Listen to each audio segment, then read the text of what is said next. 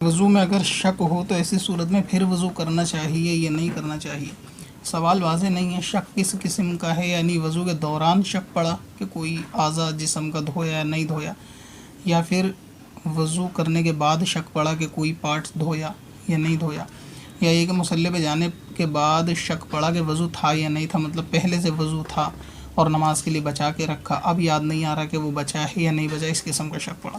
تو اگر صورتحال ایسی ہے کہ وضو کے دوران کسی پارٹس کو دھونے اور نہ دھونے میں کسی کو شک ہوتا ہے، اور یہ اس کو کوئی وہم کی بیماری بھی نہیں ہے، ایسا اکثر پیش اس کے ساتھ نہیں آتا، یہ زندگی میں پہلی مرتبہ ہے، یا کبھی سالوں مہینوں کے بعد ایک آدھ مرتبہ ایسا وہم اس کو ہو جاتا ہے کہ کوئی پارٹ جسم کا میں نے وضو میں دھویا تھا یا نہیں دھویا تھا، تو احتیاط کے طور پہ اس کو پھر سے وضو کے دوران دھو سکتے ہیں۔ جس میں بعض لوگ یہ سمجھ رہے ہوں گے کہ وضو کے اگر جسم دھو لیا ہوگا وہ پارٹ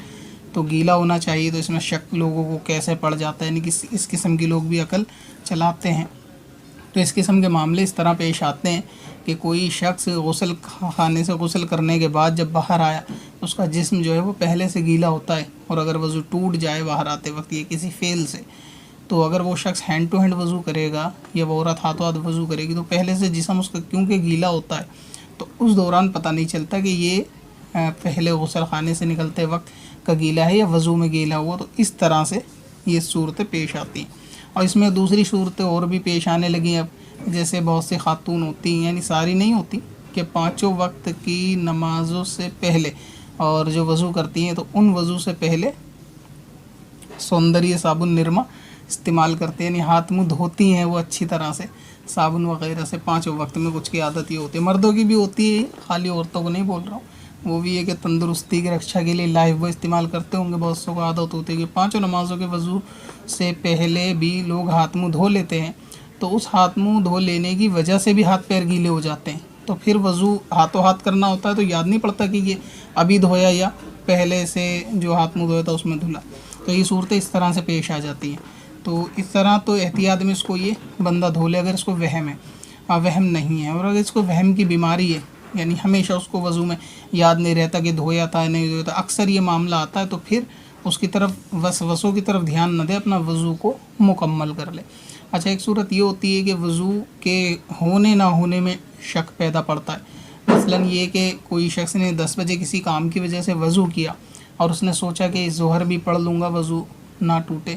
اور کوشش بھی اس نے وضو بچانے کی، اب یہ ظہر کا وقت آیا تو اس کو یاد نہیں آ رہا کہ میرا وضو ٹوٹا ہے نہیں ٹوٹا، بہت زور دینے کے بعد اس کو یاد بھی نہیں آتی کوئی چیز وضو توڑنے والی،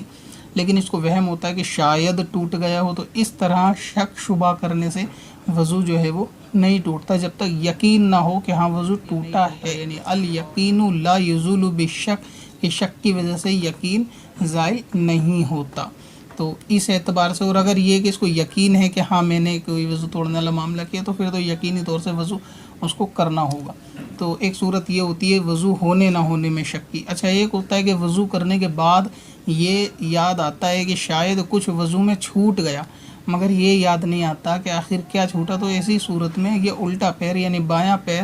دھو لے تو اس کو کافی ہے، مکمل وضو نہ کرے۔ اور یہ کہ وسوسوں کے لیے وضو کرنا، کہ وسوسہ پڑتا ہے، وہ بہت سے لوگوں کو یہ عادت ہوتی ہے وسوسے کی، پانی پہ پانی بہانے کی، تو پھر یہ شیطان کی پیروی ہے، تو اس لیے وسوسوں پہ دھیان نہیں آنا چاہیے۔ یقین ہو وضو ٹوٹا ہے تو ٹھیک ہے، اور یقین نہ ہو محض وسوسوں کی وجہ سے کرتا ہو تو اس میں شیطان کی اطاعت اس طرح سے نہیں کرنا چاہیے، تو اس میں احتیاط کرنا چاہیے۔ تو یہ ہیں وضو کے دوران